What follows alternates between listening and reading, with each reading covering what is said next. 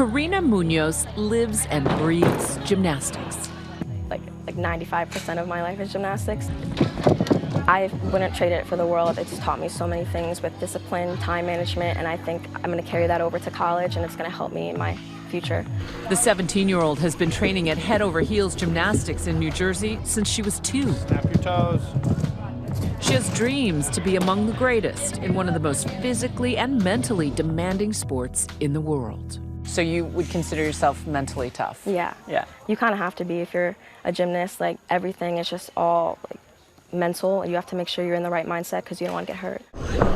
But the emotional and physical sacrifice young gymnasts make to be the best now laid bare after Simone Biles, the greatest gymnast in the world, pulled out of this week's competitions at the Olympic Games in Tokyo. I say put mental health first, because if you don't, then you're not going to enjoy your sport and you're not going to succeed as much as you want to. So it's okay sometimes to even sit out the big competitions to focus on yourself, because it shows how strong of a competitor and person that you really are. It was brave. It was courageous. Beyond brave and courageous. It was epic. Robert Andrews is a mental training expert who worked with Simone Biles leading up to the 2016 Rio Olympics and now trains athletes currently competing in the Tokyo Games. And what is the lasting message of that epic move that she just made? That the well-being of the athlete is more important than a gold medal. Biles' withdrawal thrusting athletes' mental health once again into the headlines, coming on the heels of star athletes like basketball player Kevin Love and tennis champion Naomi Osaka opening up about their struggles.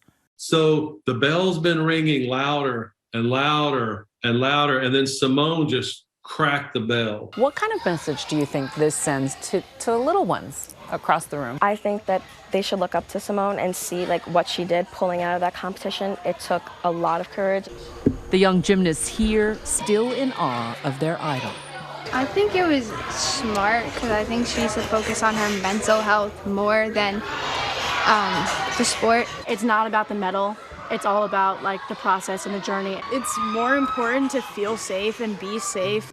Biles had hinted she was struggling days before the team finals after an uneven performance at the qualifiers.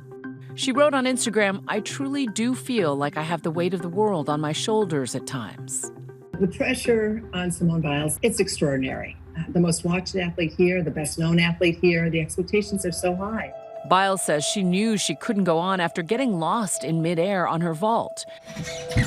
Gymnasts like Karina, a high schooler who's committed to the D1 University of Iowa, calls it the twisties. Getting lost in the air is so scary. It just feels like your mind is separate from your body. Like your body's just twisting in the air, but your mind doesn't really know where you are. You could land on your head. You can get a concussion.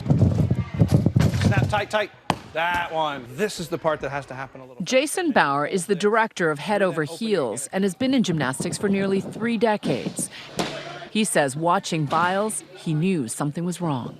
When she came off the vault table, every gymnast in the world who's done that vault knows she was lost. And how dangerous is it for a gymnast to be lost in midair? Incredibly. They're defying physics.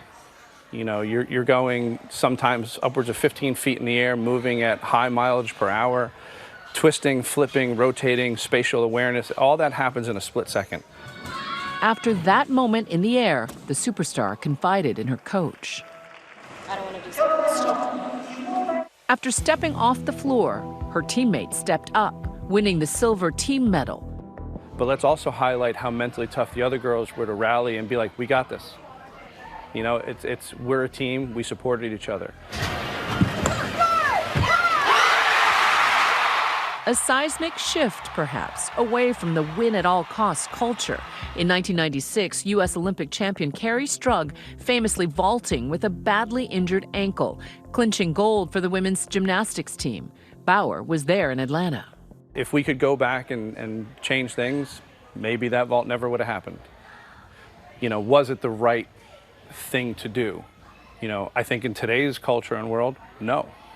But back in 96, I think we can look at it now through a totally different lens. yes. That was, don't get me wrong. What she did, that was grit. That was mental toughness. But that was also a generation of, you're going to do it because I told you to do it. What does that tell you, though? Because I've heard friends of mine saying, Well, some version of, shouldn't we teach young people about grit? You know, about suck it up, buttercup. Grit and abuse are two completely different things.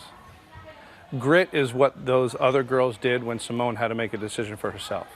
Because of the global pandemic, this year's Olympics are unlike any other. No fans, no families in the stands to cheer on the athletes. For Biles, that's just the beginning.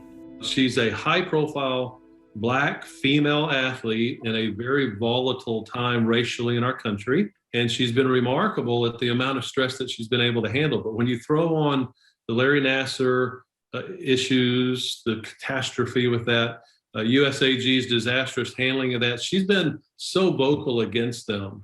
Biles is the only one of Larry Nassar's known survivors that is still competing in the Olympics. The trauma and the fallout from the scandal still lingering. She is a survivor among hundreds of athletes who were abused by Larry Nassar. And here she is, the face of the sport, also the conscience of the sport. The former USA Gymnastics national team doctor was sentenced to 175 years in prison for sexually abusing hundreds of women and girls. I just think sometimes people forget that Olympic athletes are human and, the mental health of athletes, it really matters. Two-time Olympic gymnast Aly Raisman, a fellow Nassar survivor, understands the burden that comes with being on Team USA. There's this pressure, this expectation that we have to win, and that's why people are watching us as winning is the only option. And there's so much to be proud of, and there is so much more to life than winning gold medals. The former captain competing and winning alongside Biles during the 2016 Olympic Games in Rio.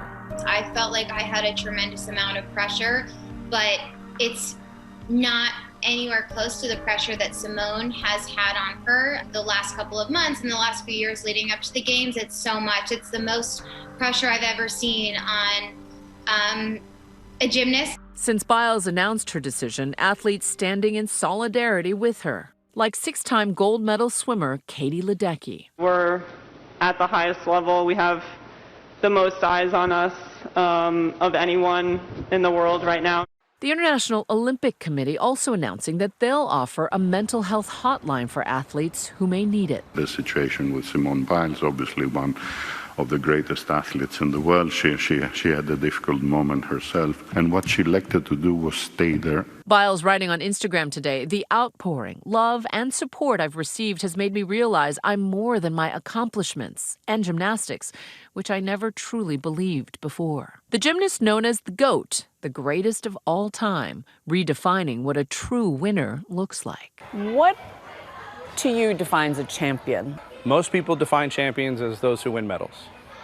Champions are people who can go to bed at night and know that they gave everything they had, regardless of the outcome. Simone's a champion because she was brave enough to stand up and say, I'm not safe, I'm not in a good space. And with that simple yet bold declaration, Biles is teaching this generation of athletes new skills. I think she's taught people that they need to use their voice when it's needed and not to be scared of your voice, because your voice is the most powerful thing you can use. It's a tool. You can use it whenever you need to. And I think that's one of her big strengths that she taught the world. Hi everyone, George Stephanopoulos here. Thanks for checking out the ABC News YouTube channel. If you'd like to get more videos, show highlights, and watch live event coverage, click on the right over here to subscribe to our channel, and don't forget to download the ABC News app for breaking news alerts. Thanks for watching.